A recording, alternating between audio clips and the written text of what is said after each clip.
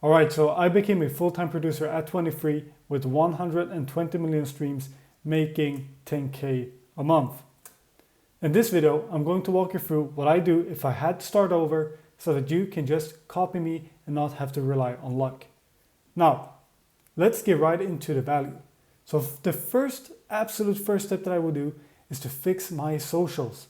Because nowadays, of course, like your IG page is like your resume. And it's mostly Instagram that is the most important for us producers.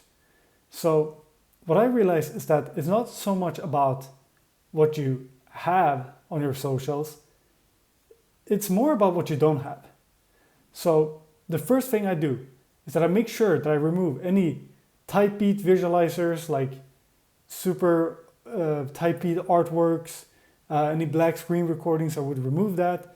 Any weird TikTok-y edits with the filters and the things like bursting out at you, I don't even know how to describe it. I think you know what I'm talking about. Like these weird edits, memes, like what are you doing? And I literally had that myself. But there's no need for memes or these screen recordings or crusty looking Android images. Like get rid of all of that, because you want to think when you're fixing up your profile, you want to think, okay, if I saw this profile, would I want to work with me? Would I take myself seriously? And what I noticed when I was starting out, like I looked at my profile and was like, wait, I would not take myself seriously. I would not want to work with me. If I hit up myself, I would take one look at it and I would be like, no, who is this guy? And unfortunately, that's how networking on IG, that's how it works and that's how people work. So I would do that. I would also make sure that I don't follow more people than who are following me. Because it's just like a human thing. We see somebody that follows a gazillion people and then they have like 75 followers themselves. We're like, who's this? This is not a serious guy. Now, what I would do is that I would use the 3Ps framework. That is process, proof, and personality.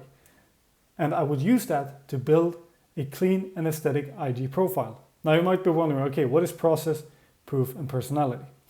Well, process is things like you in the studio, a picture of you in the studio, you cooking up, you working on things, you showing some behind the scenes videos of you working with an artist, just like a casual video being filmed, that's process.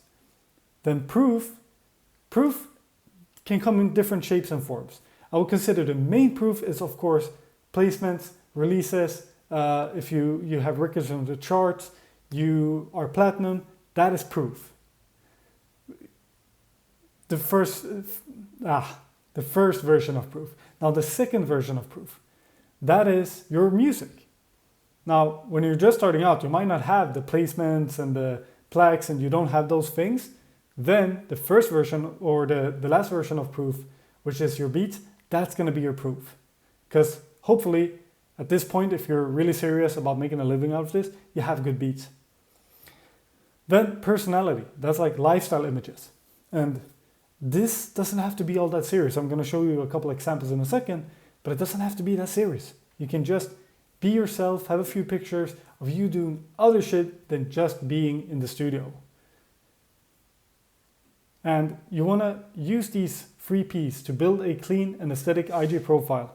Studio pics, slideshows to show off your beats is the easiest way. Instead of you having to, come up with a cool fancy visualizer that takes a bunch of time, just put an image, then a beat, screen recording, black screen recording is fine. Image, beat, image, beat, image, beat works fantastically well. And there you can show off your music without it just messing up your entire feed. And then lifestyle images. So I'm gonna go ahead and show you some screenshots of profiles. So here's actually my profile from a long time ago. So as you can see, I'm following this. Here we got personality, like a lifestyle image. Got me in the studio, process, but then most importantly, proof. And at this time I had some releases, so I didn't have any beats posted here, but when I was starting out, I posted my beats. because I had no other proof than that. Then we can check out some more examples. By the way, these are just some profiles that I found. I have no affiliation with these guys. I just think they have dope profiles. So here it's like proof, BMI, also a little bit of lifestyle mixed in there, like it's a natural picture, BMI. Here he looks fresh, he's out walking. Proof, releases. Some quote on a truck, I don't know. It looks good. Then if we keep checking the examples, here we have another one, way simpler. I'm showing you a couple different ones so that you can start getting ideas yourself. Like here on the beach, this looks sick. Here he has like a list of big songs that he produced. Here's like lifestyle image, like cool background, nice looking picture. Super simple. There's no crazy content, no crazy editing, no nothing. Just pure, simple, like here is what I got. Same thing here. Here you can see, again, heavy on proof. Then this image, like sick, the Tesla, all of that. That's a Tesla, I don't know cars, I just know producing. Anyway, yeah, so like sick image, then proof. And as I said, when you're starting out, you don't have that much proof, so then your beats become your proof. Just show them off in a nice way, do some slideshows, mix them in with other images, make it look nice, and you're good to go. Then you can do some process, so take some pictures of you in the studio. Maybe if you're recording with somebody, you do like a nice recording, maybe you do a slideshow of that. I've seen multiple examples of that where you take a picture, then you have like a weird or like low quality video, maybe a Snapchat recording, but it looks sick because you mix it in with the more high quality pictures. And I can drone on and on about, different profiles, but the best thing you can do is to find people that are successful, that have good looking profiles, look at them and model them. Like I would even go as far as picking one post a week, looking at what they're doing, do something similar, don't overthink it, just make sure it looks high quality, it looks good, it doesn't look crusty, and you're good to go. Also, one last thing when it comes to these profiles, don't have your bios like overcrowded. Just make it simple. Like, for example, this guy, Billboard producer, then he listed his credits.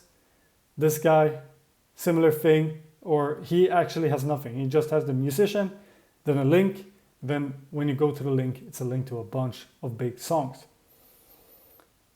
But as I said, when you don't have the proof yet, just use the beats. That's your proof for now. And if you nail these, so you get the process, you get the proof, you get the personality, that's your brand. Now, the better these are, so the better, and especially proof. The better proof you have, the better brand. Because you can take all the coolest pictures in the world, but at the end of the day, you're gonna need proof if you want to network successfully. So the better proof you have, the bigger people you can work with. That's how simple it is.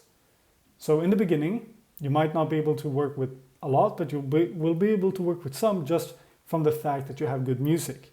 But then you need to leverage that into getting connections and getting releases so that you can improve your brand and make networking easier and easier.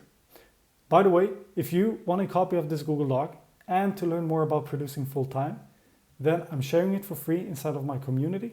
It's a completely free community. You can see people are getting wins. This guy on his way to his first 1 million streams. I can check out some more. He got his first placement with a 30K monthly listener artist. He got his first 100K views on a YouTube video. Anyways, it's a lot of fun. We're doing a call a week, feedback call a week. I'm in here every day helping out for free. So join that if you want. Now, the link's in the description, by the way. So that's step one.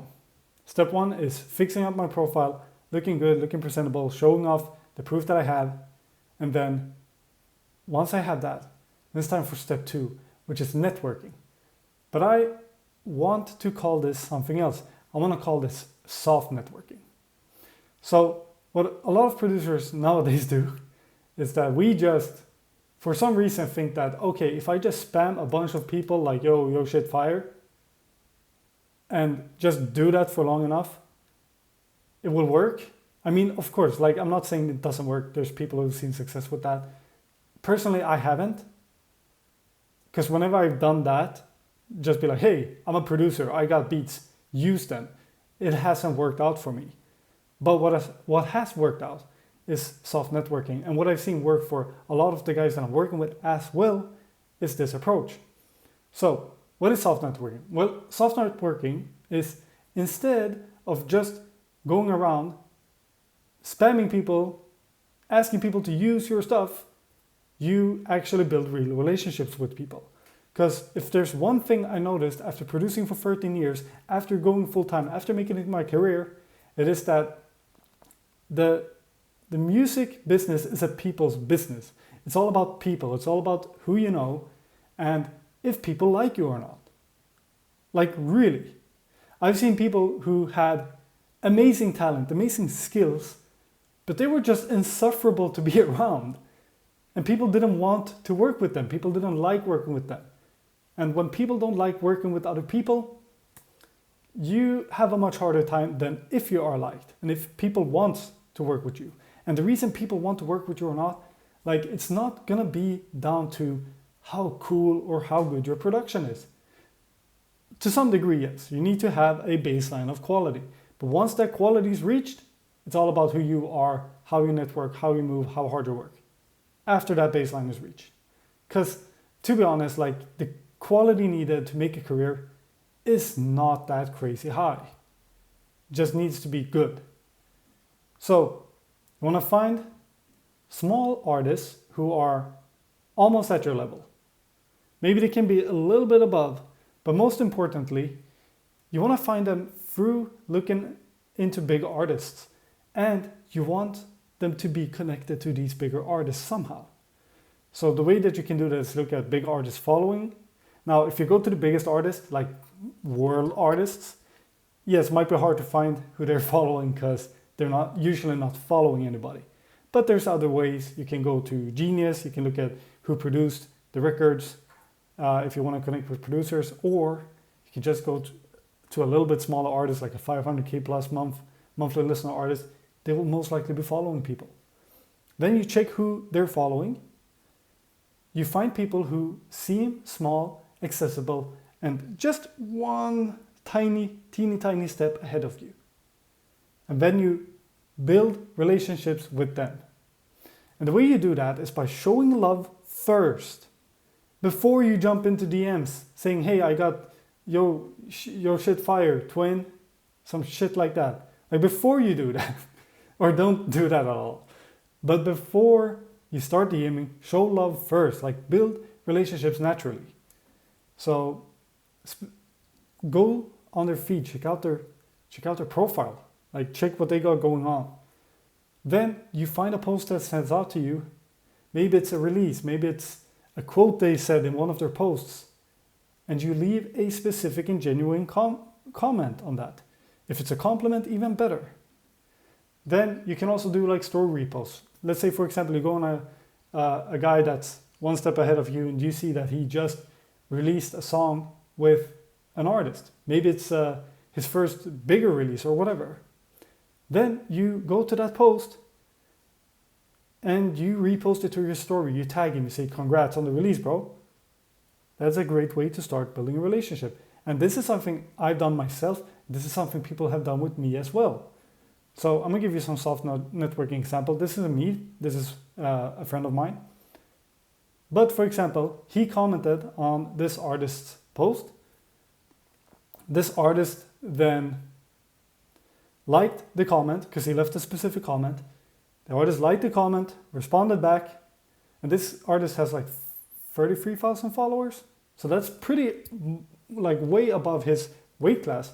But it worked because he actually looked at his profile, left a specific compliment. Now, then once he responded to the comment, liked it, he reached out with a message that referenced, because I think that he, if I'm not mistaken, I think that he commented on a song called Menacing. And then he's like, hey, it was good. I love the song Menacing. So he relates the comment or the message back to the comment because that's like natural, right? Instead of just being like, hey, I got loops. It's like, I got beats. Buy my shit. Like, instead of doing that, it's like, if he commented on the Menacing song, for example, then he mentioned that first message. Hey, just check out Menacing. Love that song. Are you gonna do more songs like that? Hey, thanks. Yeah, each song is really one of a kind, but when another one comes out just like it, I'll definitely let you know. And then, you take it from there. So if he already said that, then you can just say something like, oh, that's cool, because I really like that style. And I know that, it's always different. I'm the same way, blah, blah, blah, blah, blah. So like acknowledge what they said, have a normalized conversation. And then once you say that, you ask again, and then you ask something different. Then you ask, okay, cool, yeah, I totally understand. I always do different things, like it kind of just happens, whatever, creativity, blah, blah, blah. What type of vibe are you on right now? Then he'll say what kind of vibe he's on. Then you can be like, oh, that's dope. Yeah, because I really fuck with your stuff. And I think that I could make some great custom beats in this style. You got some references that I can check out? I'll make you some. Boom. That's it. And it's normal, it's natural. It doesn't feel like you're trying to leech and trying to, get a come up. You're there actually providing value, making custom beats, which is far more valuable. Then some more examples of soft networking, because that was the DMs, which is actually what you can do once you get a response. Now before, like the way you get a response, it's like, for example, this comment, this guy posted a Jersey drill beat, and I just commented like, wow, it was like a slideshow of beats. And then I'm like, ooh, that second one, that's how you do Jersey drill. Then I liked that, then I sent him a message, we ended up talking. Here, some other people on my stuff. Yeah, I blurred out the comment, but basically he said hitmaker. And I'm like, appreciate you, you're the hitmaker. This guy, he said ice cold. And then it's like, okay, cool, I see that, I respond, I reply, then I check their page, and then, and then I might say, okay, we have similar following, or we have similar friends, whatever, and then we start working. Here's another one. I just sent like, hey, that one with the vocal chop insane, catchy as fuck. He responds, and then we can start building a relationship. And the main thing here is like, once you get the response, you do the DM, like start a normal conversation, ask about stuff, and lead with value. So compliments are a type of value because you're giving value in the form of a compliment. Then you want to ask questions, and not just like question them, but like add to the conversation, talk about things like I just described, and then figure out what they want or what they need. Sometimes you'll have to just seep through the conversation, like look at the conversation and try to figure out what valuable thing that you can give them. Then give them that. And like different types of value. For example, I had a producer reach out to me once, and we talked a little bit, and then I was expressing something about recording difficulties or whatever. And then he was just like, hey, here's my recording template. And I was like, sick. I love that. Then I used it, and it was awesome. And then after I used it, he said, hey, by the way, I got these samples. Then I used them. So absolutely, figure out what people want, give them that. Now, in a lot of cases, that's going to be beats. There's going to be loops. But whatever you can do to provide value, do that. And fill up your social bank. So you do this, not every conversation, everything, every comment that you do might not lead to something, but it's okay because you fill up your social bank, you get followers, you might get connections that ends up with something later down the line. But these connections, they lead to collaborations. These collaborations will lead to releases, and the releases leads to proof, which improves your brand and then makes the networking easier. So it's all like a self-fulfilling prophecy, or not prophecy, but like a self-reinforcing loop. And just to be clear, when you're doing this in the beginning, not everybody's going to respond. You might have to do like 50 of these a day, 100 of these a day. before you start getting responses. But the ones who do, you build relationships with them. Then, does that mean that you're going to get along with every single person that you interact with? Of course not. That's not even how it is in real life. But the ones that you do, then you build a real relationship. You can start collabing and it can actually lead somewhere. Because again, they're going to be far more inclined to work with you because they actually like you. And you have some sort of working relationship going compared to just spamming out loops. And that will even, long term, it will be a difference because when they get opportunities, they might even think of you because you helped them in the past. Or they think you're a cool guy. They might even think of you in a way that's different compared to if you just reach out and spam loops. Even if they might like respond to you doing that, the whole relationship dynamic is going to be different if you actually made friends with them. So yeah, then step 3 is that once you have these people, once you have connected, you want to collab. That's the main thing. That's how you get this moving. You want to have collaborations. Now, what I would suggest here, and what I did myself, was that I became the easiest, most valuable person to work with. And what does that actually look like? Well, for one, fast responses, like respond fast, be service-minded. So like if somebody texts you, hey, what's up? Then it doesn't take them 5 days to get a response. You're getting back to them in a couple hours, max. And then it's like, for example, if you're working with an artist and they want to edit some stuff on the song, and it's like, you do that. And you do it fast. You do it within the day. You do it within the hour. You make it happen instead of them having to wait 5 days to get us edit on a song. Because then they're going to get sick of it and then they're not going to work with you. I know the same thing like working with people who, and also, if people request, for example, changes to a song, then do those changes. I'd be like, okay, cool, put your ego aside, don't start debating on it, just put your ego aside, okay, cool, I'll fix that. That is so far more valuable than somebody who takes, I don't know, a week to fix something, and then once they do, it's like you have to fight them to get the change made. Like I worked with an engineer once, I stopped working with him not because he was a bad engineer, but because first of all, getting a mix done would take 2 weeks for a mix. It was too long. And then making revisions was impossible because I would ask for a revision and then he would be like, oh, no, I can't do that because of the LUFS and this will and this and that and that. Like literally one time I asked him to like just raise the volume of the kick. He's like, no, it will throw off the whole balance of the mix. I can't do it. It's like, bro, like, yes, okay, you might do that, but raise it. Like we want that vibe. It's going to sound good. And at the end of the day, people hear what they hear. They don't know all the technical aspects of it. But it was like, no. And then you had to have like a 30-minute back and forth about getting that done. So like, don't be that guy. Be easy to work with. If they're like, oh, that guitar sound in the beat, I don't like it, can we change it? Don't sit and convince them why that guitar sound is the best. Work with that. Change it. Maybe they want a piano. Change it to a piano. Make it the best possible piano beat that you can. For example. Bad example perhaps. But just an example. And work with the people that you're working with. Because as a producer, at the end of the day, you're not there to feed your ego. You're actually there to help someone else bring their vision to life. That's what a producer does. Now, are you going to oversee that and make sure that their vision, that they bring it to life in the best version possible? Yes, that's your job. But if you want to be a super creative guy, be an artist. Then also do more than expected. So do more than expected.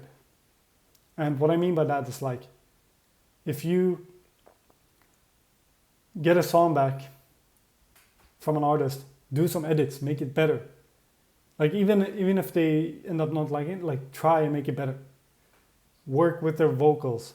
Do more than is expected of you. Like become more than just a beat maker. Become a producer. And develop the skills of making full songs. Because if you develop the skills of making full songs, what's going to happen is when artists work with you, they're not going to want to work with anybody else after that because they notice how much better things are when they work with you. Like they get better songs, they might even perform better, like numbers wise, they perform better when they work with you, and it's just an overall better sound. And you learn to engineer them, you learn how to mix their vocals, you understand vocal mixing, you know engineering, you can record in a session and keep the session alive and keep it flowing. Like if you learn that, you become very, very valuable. And on that note, if you can, take studio sessions. Now I realize if they're far away, maybe in a different country, it's hard, but if you have the opportunity, try to get studio sessions, because in-person connections are better. 2, you get to vibe with them and work with them one-on-one, which is always more powerful. And by doing that, you'll get a better reputation, probably make better songs, and just be able to meet more people. So that's why I recommend taking sessions if possible. Then, as I said, go above and beyond with mixing, mastering, engineering. I used to sometimes even go, like if they were like, I'm stuck, I don't know what to write. It's like, okay, cool, here's a top line. And then I make the top line for the record. And then it's like, okay, fill the blanks. Then once I've done the top line, they might be like, I don't know what to write. I don't know the lyrics. Then it's like, okay, cool, let's sit down and brainstorm lyrics. Oh, you know what would be cool if you said this here? Or, you know what else would be cool if you took this, the beginning part of the verse, and you put it at the end, and then you took the middle part, put it at the beginning, and you like really helped them construct a song. That is going to be so much more valuable than just sending beats. And by doing this, you're going to get releases. You're going to through the releases, you're going to collect proof. And then through that proof, you can climb up the ladder. So let's say you start working with a guy who has like 30K monthly listeners, but he knows a bunch of people who have 500K plus monthly listeners. Like they're really popping. Average of 3 to 5 million streams each song. Then it's like, you start working with their friend that's a little bit lower. You start working with him. You make really good songs. You release them. They might even outperform some of his old songs. That's proof. His friends hear that. Then his friends also see that he follows you. You're in good contact. Not only like if you do a really good job, he's probably going to bring his friends to you. But not only that, because you don't want to be passive, you want to be active and make things happen yourself. But not only is he probably going to bring his friends to you, the bigger artist, but then if he follows you, he knows then you can go back, do the soft networking process with them. You follow the same process again, and then you can start working with them. And it's going to work now because you have more proof. So each time you collect proof, you get more status, you get more credibility. People are more willing to work with you. And that's how you climb up the ladder. Now, the last thing here, of course, is that in order to do this full time, you of course need to monetize your music. And I would say that when it comes to monetizing, yes, you can sell beats. Absolutely, there's absolutely nothing wrong with that. But what I've seen, at least from personal experience, is that if you're working with really small artists, they're not gonna have money to pay you. They're just not. Because they're not making any money from their music either. And then you might think, oh, okay, cool, I'll just take royalty splits. Well, they're not streaming because they're small.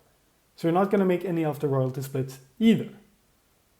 And I've seen a lot of producers get stuck with really small artists, and then they don't make anything because they're stuck with these small artists. So what I would do, especially in the beginning, and I did this myself, is that focus on artists who are connected, because that is worth way more than money when you're just starting out. Does that mean that you might I still think that you shouldn't devalue yourself, and you can do like a symbolic 20 to 30% split, or like symbolic 100 or 500 or whatever. But sometimes it can be beneficial to just don't even bring it up sometimes, especially in the beginning, just because you want to get the ball rolling, get that proof in, and then you can start charging more and more and more. And that's often how it works with most things, really. Like sometimes you'll have to start for free, or start with a very low amount. That's up to you how you decide to do it. But instead, I would really focus on artists who are connected to bigger artists, because that can be way more worth than money. Because you can get one connection, work with them, and then they bring a way bigger artist, and that's way more worth than money, because then you can charge that guy. Or you do a royalty split, a 20 to 30% split on that guy's songs, and that song ends up with 10 million streams, and then all of a sudden you actually see some money from it. So yeah, but when it comes to charging, I would do 20 to 30% splits on the master, so the one that gets released to streaming platforms. Or you can do 100 to 5K up front. Of course, 5K up front will be hard when you're just starting out, but as your name gets bigger, yes, you can do this, and a lot higher even. So yeah, I would do royalty splits, but then 50-50 on the publishing. And 50-50 is if it's just you and the artist. If it's you, artist, I don't know, loop maker, then it's split 3 ways. If it's you, artist, loop maker, songwriter, it's split 4 ways. Essentially, whoever's involved in writing the record is getting a cut out of the publishing royalties. That does not include people like engineers, managers. It's just the guys that were involved in writing the record. That is split equally between everybody. Now, when it comes to royalty splits, you can just go to whoever, boom. So you go through the release process. I already have kind of a release here. Let's see. So if this was an artist, you go through the releasing process, you check the boxes, and then when it comes to uploading, they're gonna get this option. Now this is a Muse, but I can bet you that it's very similar for other distribution services as well. So this is a Muse, but here they add you as a producer, production credits. So let's see if we can just add, boom. Yeah, let's add myself. Let's see if that works.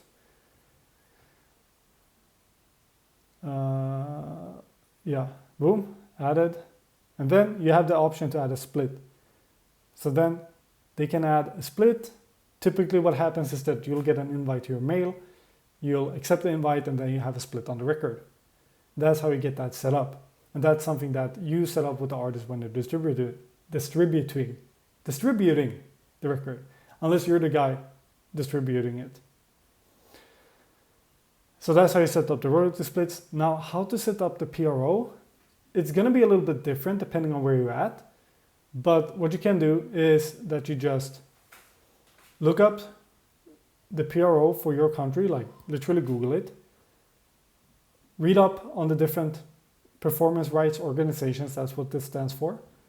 And then figure out which one you need to use. And then when it's time for release, get the artist to register the track, put you down for the royalties. And I know for me, even I can go and like register a track and put down the royalties. So anybody can do it that's been involved in the record, but you'll have to check up on the rules for your country and what actually applies to you. Now, the outcome of all of this that I just went through, is that I built a strong network of producers, managers, artists, and A&Rs. It got me placed, the network got me placed. I made 10K a month plus, made 9 top 50 records, 120 million streams. Now, the key lessons here is that socials, especially Instagram, is your resume. Good socials equals easy networking. Relationships, you want to do relationships over being transactional and build real relationships with people, because that will actually lead to real opportunities.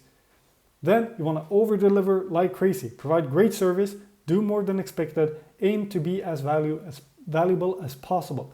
Because when you do that, you get this positive snowball effect of good things happening, you quote unquote getting lucky, and then you're going to be able to do this full time. Thank you for watching. I'll see you in the next video.